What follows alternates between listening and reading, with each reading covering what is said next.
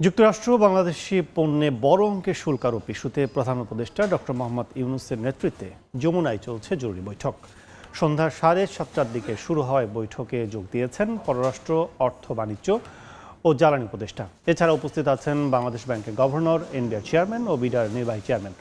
সম্প্রতি শতাধিক দেশের পণ্যে নতুন করে শুল্ক আরোপ করেছেন মার্কিন প্রেসিডেন্ট। এতে বাংলাদেশের পণ্য যুক্তরাষ্ট্রে প্রবেশে 37% সম্পূরক শুল্ক দিতে হবে। প্রেস সেক্রেটারি জানান, আজকের বৈঠকে ব্যবসা বান্ধব সিদ্ধান্ত হবে।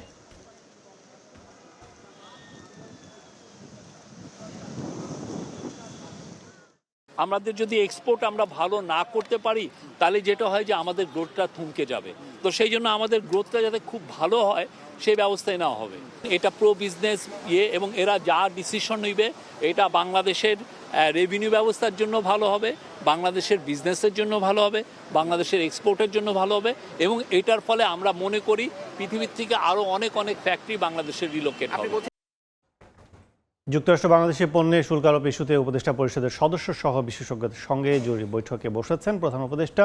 বিস্তারিত জানাতে যমুনার সামনে আছেন, সরাসরি যুক্ত হচ্ছেন সহকর্মী শাকির আহমেদ। যুক্তরাষ্ট্রের প্রেসিডেন্ট ডোনাল্ড ট্রাম্পের যে নতুন শুল্ক নীতি, সেই শুল্ক নীতির আওতায় বাংলাদেশের যে পণ্যগুলো যুক্তরাষ্ট্রে রপ্তানি করা হয় সেই পণ্যগুলোতে 37% পর্যন্ত শুল্ক আরোপ করা হয়েছে। এরই পরিপ্রেক্ষিতে বাংলাদেশের রপ্তানি খাত যে হুমকির মুখে পড়বে সেটি নিয়ে ব্যবসায়ী সহ সরকারের সংশ্লিষ্ট মহল কিন্তু আলোচনা পর্যালোচনা চালিয়ে যাচ্ছেন।